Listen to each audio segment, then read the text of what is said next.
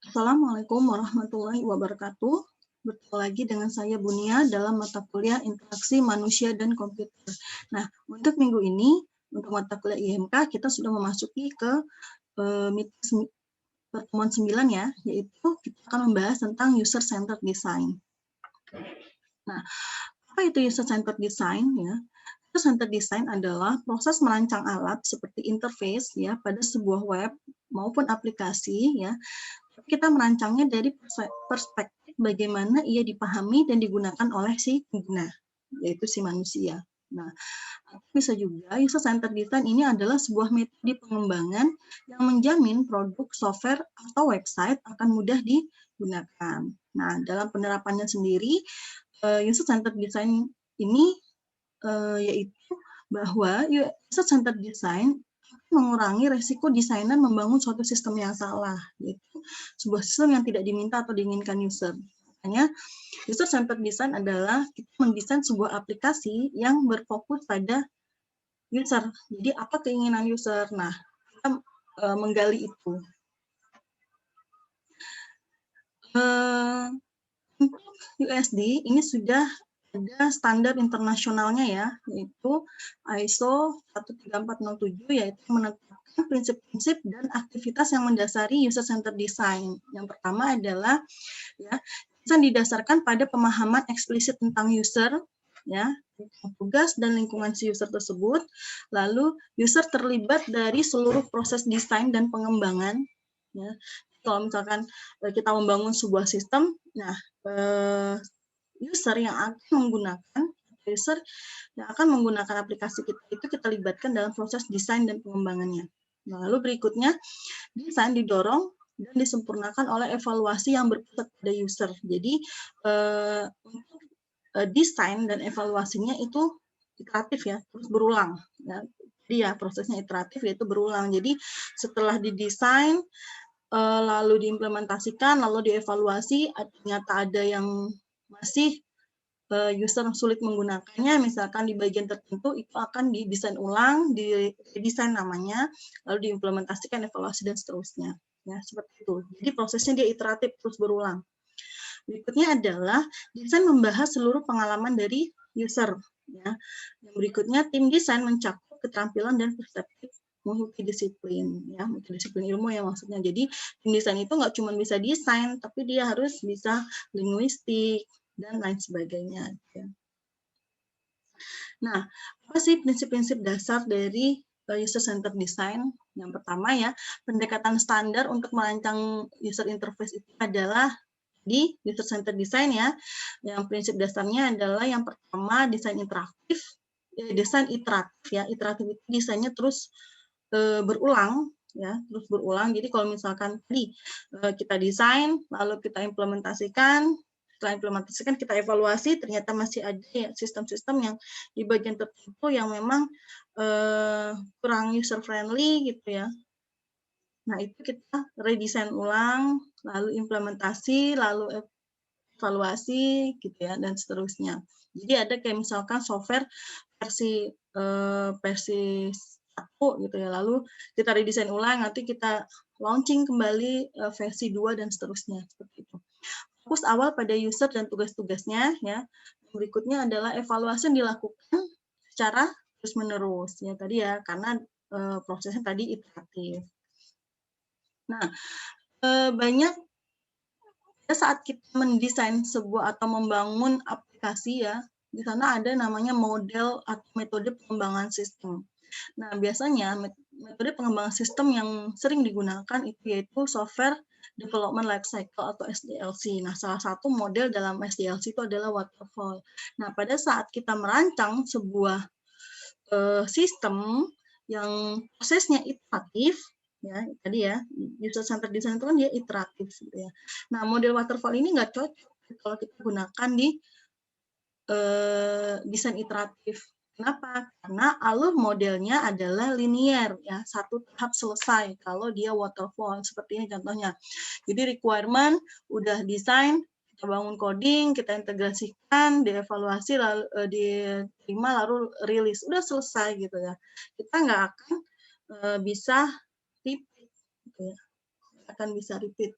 atau iterasi berulang gitu. Makanya untuk pembangunan model-model yang iteratif itu yang cocok pada USD, yaitu User Centered Design. Misalkan, jadi dalam SDLC itu kan Software Development Life Cycle itu kan banyak model ya. Yang pertama misalkan waterfall, ada prototype, lalu ada RAD, lalu ada iteratif, lalu ada spiral, dan seterusnya. Nah, yang cocok itu adalah model iteratif ya. Kita diterapkan kepada software-software yang kita bangun menggunakan USD, gitu ya, User Centered Design. Nah, nih alasannya model waterfall tidak tepat. Pertama, pengembangan UI bersifatnya resiko ya. Pengembangan UI itu bersifatnya beresiko gitu. Jadi kalau dia di model waterfall karena hanya linear, ya dia nggak bisa berulang gitu. Kalau berulang maka akan membutuhkan desain ulang dari awal gitu ya. Jadi akan membutuhkan waktu yang sangat banyak serta membuang yang sudah desain sebelumnya gitu. Ya, belum memiliki cara yang mudah untuk memprediksi mana desain UI yang akan berhasil. Ya. Dengan cara model waterfall diterapkan, user muncul hanya dalam 2 proses, yaitu requirement analysis dan acceptance testing ya. Maka ketika desain kacau, proses waterfall tidak akan memberitahu kita sampai di proses akhir. Ya. Lalu yang berikutnya adalah ketika masalah UI muncul, masalah ini membutuhkan penyelesaian yang dramatis, yaitu requirement baru atau desain baru, seperti itu ya. Jadi makanya, jadi kalau misalkan nanti kalian skripsi, kalian membangun misalkan sistem yang berbasis mobile, jangan gunakan lagi model yang waterfall. Tapi kalian bisa menggunakan iteratif atau spiral. Bahkan lebih bagus kalau yang model spiral. Kenapa? Karena yang model spiral itu ada yang namanya analisa risiko di tahapan model pengembangannya. Ya, jadi jangan lagi gunakan waterfall ya. Berikutnya, prinsip dasar dari user-centered design. Yang pertama, desainnya iteratif, yaitu desain iteratif menawarkan cara untuk mengelola risiko dalam desain UI. Software disempurnakan dengan perjalanan berulang. Nah, disebutnya iteratif ya, berulang pada siklus desain. Yang pertama siklusnya adalah desain, ya. Makanya sekali imajinasi desain, lalu implementasi, lalu evaluasi. Ya. Jadi user centered design kita desain, kita implement, lalu kita evaluasi. Setelah evaluasi, desain lagi, lalu implement, evaluasi, dan seterusnya. Ini desain yang disebut dengan desain iteratif ya. Dalam proses desain iteratif, untuk membuat user interface, langkah-langkahnya yaitu yang pertama, iterasi awal menggunakan prototipe mudah atau sketsa kertas. Yang kedua, yaitu desain paralel layak, dilakukan dengan cara buat dan uji beberapa prototipe untuk mengeksplorasi alternatif desain. Ya. Ini biasanya desain paralel ini kita menggunakan wireframe ya biasanya. Jadi kita buatkan prototipe dalam jumlah yang banyak ya. Jadi ngeling ya, wireframe namanya. Lalu menggunakan implementasi yang lebih lengkap setelah risiko UI dikurangi ya. Setelah mengevaluasi dan merancang ulang beberapa kali, cukup belajar agar menghindari pembuatan desain UI yang salah. Jadi setelah dievaluasi, dirancang ulang dan seterusnya sampai dia desain user interface-nya benar ya. Karena tadi menggunakan desain paralel ya atau wireframe. Jadi lebih mudah. Berikutnya mengimplementasikan desain UI, dievaluasi lagi dan diperbaiki lebih lanjut ya. Semakin banyak iterasi yang dibuat, semakin banyak penyempurnaan yang dimungkinkan dalam desain. Menyimpan bagian-bagian desain yang berfungsi dan mendesain ulang bagian-bagian yang tidak berfungsi. Nah, ini ya, jadi contoh misalkan tadi. Jadi kalau kita buatkan dulu nih desainnya dalam bentuk sketsa kertas kalau yang kemarin ya. Namanya itu lembar kerja tampilan ya. Jadi kita kayak desain manual dulu menggunakan kertas. Setelah ini baru kita bisa lakukan desain user interface-nya menggunakan software prototyping, like wireframe. Nah, dari situ nanti dievaluasi berdasarkan tadi wireframe yang kita buat oleh si user. Kenapa? Karena desain wireframe atau desain prototype itu sudah mirip dengan yang aslinya gitu. Jadi kalau bagian mana yang ada link menuju kemana linknya, itu kita buatkan desainnya. Jadi kita buatkan wireframe-nya. Jadi dia kita sudah tahu nih tahapan dari aplikasinya gitu. Jadi bentuk prototipenya itu udah mirip dengan bentuk jadinya gitu. Yang, tinggal bentuk jadinya nanti akan dibangun oleh si programmer gitu. Yang penting kita desain lagi nih, desain lembar kerja tampilan atau sketsa kertas ya, lalu ke prototyping ya gitu. Nah, prototypingnya nih gini banyak nih, ini kemana? Nah ini kalau dalam banyak ini disebutnya ya wireframe ya. Jadi kalau di software prototyping itu udah banyak disediakan, sudah pasti menyediakan wireframe itu. Berikutnya prinsip dasar user centered design, yaitu fokus awal pada user dan tugas-tugasnya atau need finding. Need finding itu requirement analysis, analisis kebutuhan ya, mencari kebutuhannya dari si user tadi. Tahap fokus awal dari UCD tadi, user centered design. Nah, apa yang kita ambil gitu, beberapa hal yang terkait dari fokus pada user gitu ya. Yang pertama, teknik mengerti user dan tugas-tugasnya. Nah, user ini bagiannya apa? Dia ngapain aja tugas-tugasnya? Lalu kenali usernya. Lalu kelas usernya apa saja kelas-kelasnya. Jadi user ini kan nggak cuman ketika kita membuat suatu aplikasi kan user ini nggak cuma satu nih, banyak gitu kan, dan divisi-divisi usernya ini berbeda-beda gitu. Nah, maka pada aplikasi itu tugas-tugasnya juga beda-beda, akses pada aplikasinya juga akan berbeda-beda. Contohnya aja Gojek gitu ya. Gojek antara si pemesan, driver, dan admin dari Gojeknya atau pemasang iklannya itu akan berbeda-beda gitu ya. Fokusnya atau fungsi-fungsi dalam aplikasi itu akan berbeda-beda. Itu disebut dengan kelas-kelas user. Gitu ya. Lalu error yang umum pada need finding ya. Jadi pada saat kita mencari kebutuhan-kebutuhan user tadi, kita lihat apa saja sih kira-kira yang sebenarnya nggak perlu gitu ya, errornya apa aja gitu pada saat kita merancang kebutuhan dari si user ini. Gitu. Nah, berikutnya adalah teknik mengerti user dan tugas-tugasnya. Nah, teknik untuk kita mencari tahu kebutuhan-kebutuhan si user ini, menggali informasi-informasi dari pengguna atau calon pengguna sistem kita atau si user itu yang pertama adalah melalui interview dan observasi. Kita lakukan interview dengan user dan observasi secara langsung ke tempat yang memang atau objek-objek penelitian atau ke user-user yang memang kita lakukan penelitian kita gitu. Jadi misalkan, oh kita mau mengembangkan suatu misalkan aplikasi laundry misalkan. Nah, aplikasi laundry kita mau kembangkan gitu ya. Nah, kita interview kemana gitu. Ya pasti kita ke tempat laundry gitu ya. Kita observasi langsung, lalu kita tanya, ketika kita observasi, kan kita nggak, observasi itu hanya kita mengamati ya, yang dilakukan oleh user. Tapi untuk menelisik lebih dalam, itu kita lakukan interview lagi gitu ya. Misalkan, oh kita lihat ini ternyata banyak berdasarkan ini. Nah, pada saat prosesnya itu kan ada beberapa yang memang hanya diketahui oleh si user. Nah, kita sebagai pembangun sistem ya kita harus mencari tahu itu gitu. Nah, itu disebutnya interview ya. Lalu mengamati bagaimana user memecahkan masalahnya. Nah, itu kita terapkan ke dalam sistem. Berikutnya contextual inquiry. User menunjukkan bagaimana mengerjakan sesuatu dan sambil menjelaskan ya. Nah, kita sebagai pewawancara melihat dan menanyakan pertanyaan. Contextual inquiry itu melakukan penelusuran ya. Inquiry itu melakukan penelusuran lebih jauh ya, secara kontekstual gitu ya. Jadi kita lihat nih, kita tanyakan lagi pertanyaan ya, mirip-mirip dengan observasi dan interview lah contextual inquiry itu. Ya, user menunjukkan, kita lihat, melakukan observasi seperti itu ya. Berikutnya participatory design, yaitu memasukkan user secara langsung dalam tim desain ya. User berpartisipasi dalam need finding. Jadi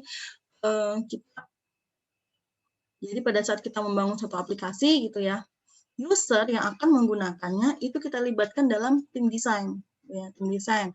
Nah, nanti pada saat kita melakukan requirement analysis atau need finding, nah user tadi kita libatkan juga. Jadi kita lebih, kenapa? Karena user yang lebih tahu kebutuhannya dia gitu ya. Lalu mengusulkan ide-ide desain ya. Jadi ide desain yang dibuat itu nggak cuma satu. Jadi kalau misalkan kita buat prototyping atau ide desain, usahakan nggak cuma satu. Misalkan kita buat aplikasi tadi ya laundry gitu. Nah, pada saat kita mengusulkan ide desain, itu jangan hanya menampilkan satu ide gitu. Tapi banyak ide. Misalkan kalau kalian mendesain logo gitu kan. Logo kadang kan kenapa harus diberikan desain itu lebih dari satu gitu. Karena tadi keinginan kita dengan si user itu berbeda. Jadi mungkin menurut kita sudah bagus, menurut user itu belum memenuhi kebutuhannya dia gitu. Jadi baiknya mengusulkan ide-ide desain lebih dari satu ide gitu ya. Lalu membantu dalam evaluasi tadi. Nah, bagaimana mengenali user? Pertama, usia, jenis kelamin, budaya, dan bahasa. Jadi pada saat kita membangun aplikasi ya kenali dulu usia dari si usernya, jenis kelaminnya, budaya, dan bahasanya. Lalu pendidikannya ya, batasan fisik, ya bisa nggak mungkin misalkan kita membangun aplikasi Quran online gitu ya. Nah, pada saat kita membangun aplikasi Quran online, kita pikirkan juga kalau misalkan ada user atau pengguna yang nggak bisa baca Quran misalkan, atau berarti kita berikan audio misalkan, atau yang tunanetra, tunarungu, nggak mungkin diberikan audio kan kalau tunarungu, ya tunarungu masih bisa membaca misalkan. Karena bagaimana dengan tunanetra? Oh, kita desainkan ulang menggunakan braille dan sebagainya seperti itu ya.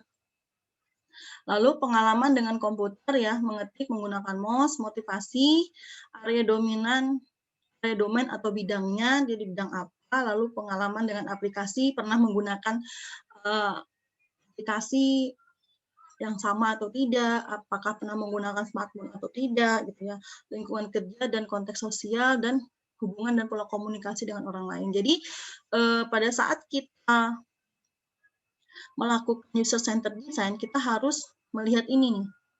Nah, apa saja yang harus kita kenali dengan user. Nah, dengan kita melihat ini, ya, nah kita bisa membangun suatu sistem yang memang benar-benar dibutuhkan oleh si user.